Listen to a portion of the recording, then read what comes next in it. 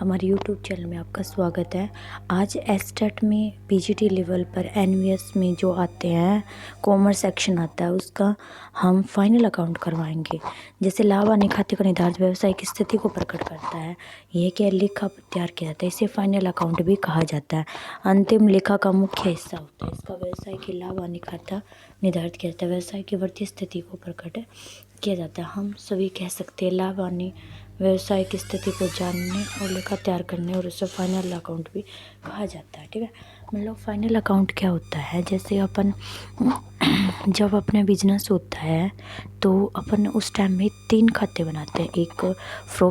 एक तो trading account बनाते हैं, फिर अपन प्रॉफिट एंड लॉस अकाउंट और लास्ट में अपन बैलेंस शीट तैयार करते हैं, तो वही फाइनल अकाउंट है। ठीक है, जिससे लाभ हानि व्यवसाय की स्थिति को प्रकट कर सकता है। ठीक है, और ये क्या एक माह, 3 माह, 6 वर्ष, 1 वर्ष ऐसे तैयार किए जाते हैं। मतलब फाइनल अकाउंट तैयार करने बहुत सारे लेखा तैयार करते हैं।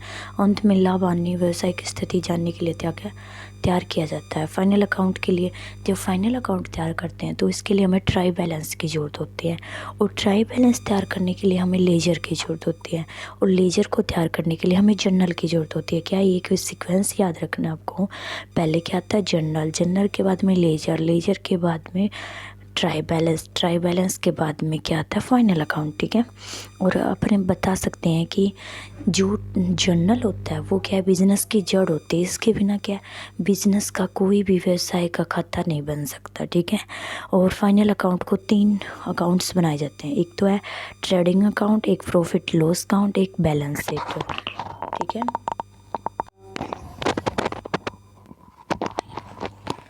जो सबसे पहले अपन क्या करते हैं ट्रेडिंग अकाउंट बनाते हैं। तो ट्रेडिंग अकाउंट में क्या करते हैं, एक तो डेबिट पक्ष होता है और एक साइड में क्या होता है, ये होता है क्रेडिट पक्ष। ठीक है, इसमें ये 2 कॉलम होते हैं, ये होते हैं अमाउंट के। ठीक है, इसमें अपन ओपनिंग स्टॉक लिखते हैं स्टार्टिंग में, फिर परचेज में से लेस करते हैं परचेज रिटर्न। ठीक है, फिर अपन करते हैं cost of purchase. Cost of purchase में क्या क्या होता है, जैसे अपना कुली खर्च हो गया, भार हो गया, भाड़ा हो गया, ढुलाई हो गया, चुंगी कर हो गया, आयत कर हो गया, ये सब क्या आते हैं, ये आते हैं अपने कॉस्ट ऑफ परचेज में। जितना भी अपने मतलब अपने उत्पादन किया, इनको डायरेक्ट एक्सपेंसेस भी बोलते हैं। जो भी अपने वो किया है उसके अकॉर्डिंग क्या ये होते हैं, ये इनका कॉस्ट ऑफ परचेज कहा जाता है। ठीक है, अब कॉस्ट ऑफ प्रोडक्शन, ये परचेज में होता है, ये परचेज से संबंधित खर्चा है, सॉरी, ये परचेज से संबंधित करता है। जैसे हम कोई परचेज करते हैं, ठीक है, और ये क्या होता है कॉस्ट ऑफ प्रोडक्शन।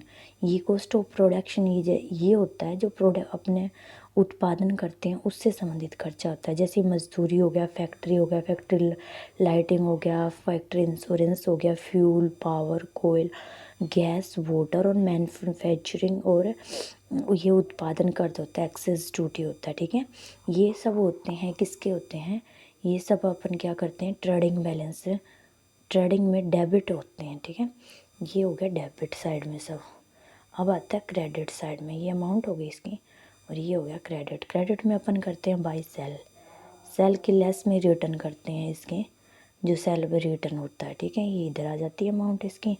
और ये क्या है, ट्रेडिंग अकाउंट में क्रेडिट तरफ कम होने पर लॉस होता है और डेबिट एक तरफ होने पर प्रॉफिट होता है। यदि बाय द वे ये अपने ज़्यादा हो गया, डेबिट अपने साइड में क्या हो, ज़्यादा हो, जैसे आपको मैं दिखा सकती हूँ, ये पक्ष ज़्यादा होता है, ये ना, ये पक्ष ज़्यादा होता है, ये वाला। ठीक है, तो अपन इधर क्या लिखेंगे, बाय प्रॉफिट एंड, ये हो गया बाय लॉस। ठीक है, और इस लॉस को क्या है, जब अपन क्या है trading profit and loss count बनाएंगे तो इसको क्या है इधर लिखेंगे टू, ये इधर इस साइड में ले आते हैं इसके बैलेंस को, सॉरी ये थोड़ा सा इधर लिख देती हूँ, टू, ये होता है टू लॉस। ठीक है, जो लॉस होता है ना, ग्रोस लॉस भी बोलते हैं इसको, ये ग्रोस लॉस है, तो इसको ग्रोस लॉस के रूप में लिखा जाता है। ठीक है, लॉस होता है डेबिट तरफ में, प्रॉफिट होता है सकल लाभ और सकल हानि भी कहा जाता है।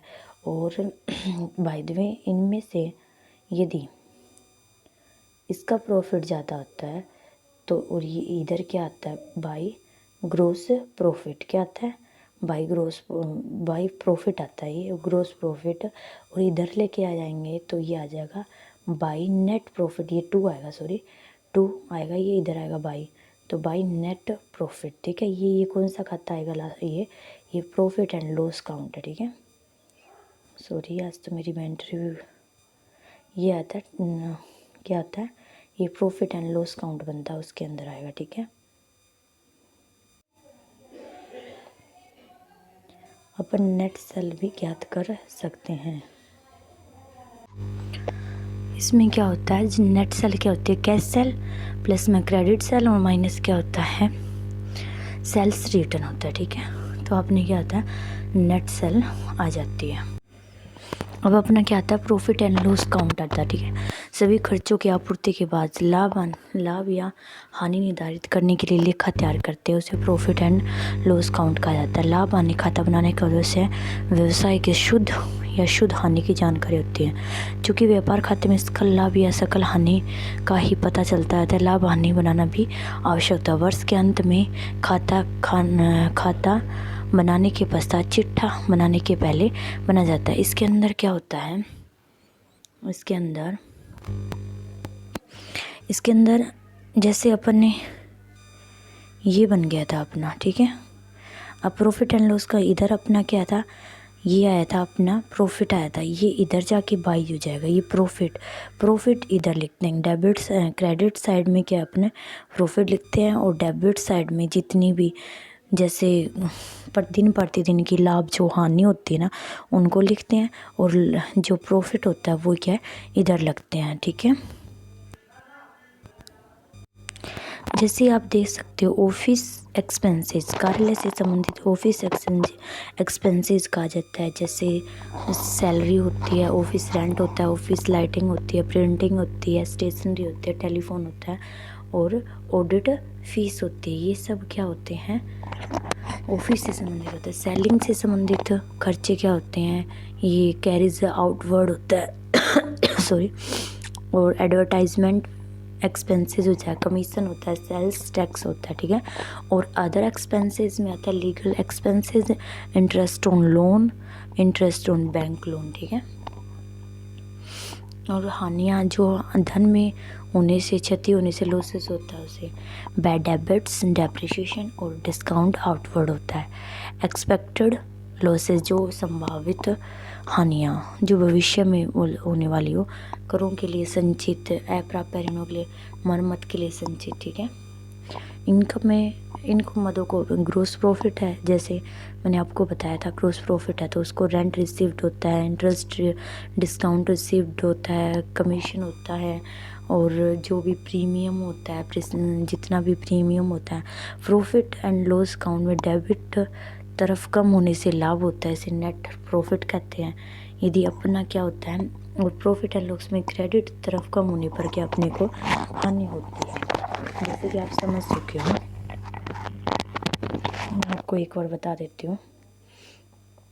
जैसे ये हो गया ना अपना प्रॉफिट लॉस काउंट, इधर तो अपना क्या होता है, नेट प्रॉफिट होता है, और इधर क्या होता है, नेट लॉस होता है। ठीक है, और फिर अपन आगे ये ना, ये जैसे ये नेट प्रॉफिट हो गया और ये नेट लॉस हो गया, इसको क्या अपन बैलेंस शीट पे भेजेंगे। ठीक है, आगे अपन बैलेंस शीट बनाएंगे, उसमें बेचेंगे इसको।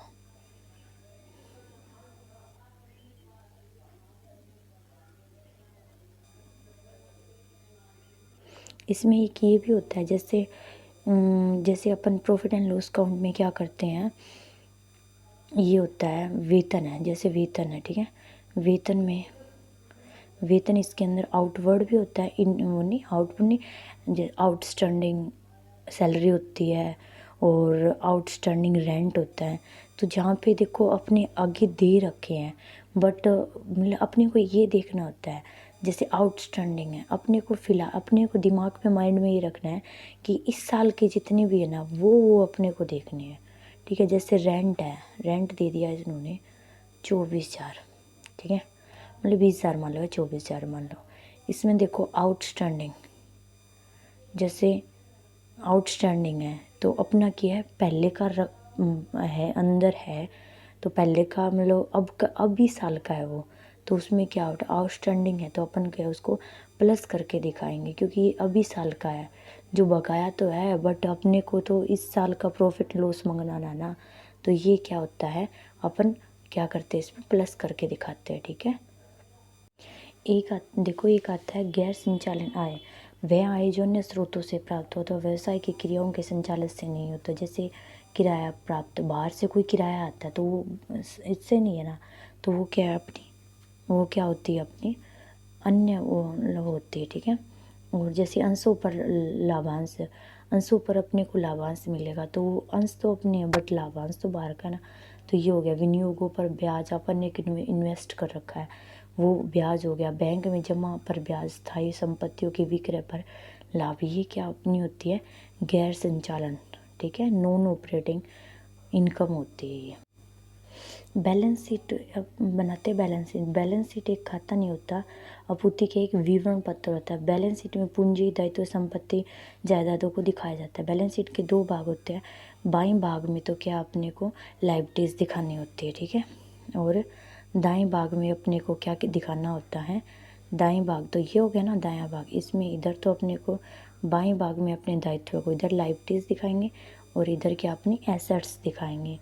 ठीक है, इसमें और का भी प्रयोग नहीं लिखा जाता है।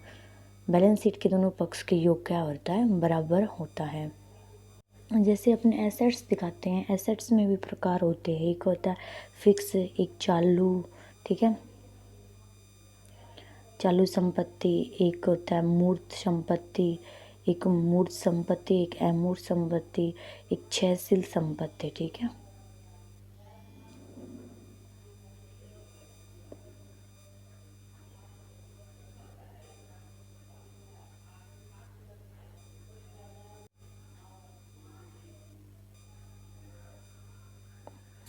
बैलेंस शीट में क्या अपन पहले तो दिखाते हैं कैपिटल एंड लायबिलिटीज साइड में क्या दिखाते हैं, share capital, equity share, preference share जो भी होता है, फिर अपन रिजर्व दिखाते हैं। ठीक है, फिर सुरक्षित ऋण दिखाते हैं। ठीक है, और करंट लायबिलिटी, ये चालू दायित्व होते हैं अपने लेनदार और वीपी, ये क्या चालू दायित्व, बैंक, ओवरड्राफ्ट, प्रोविजन।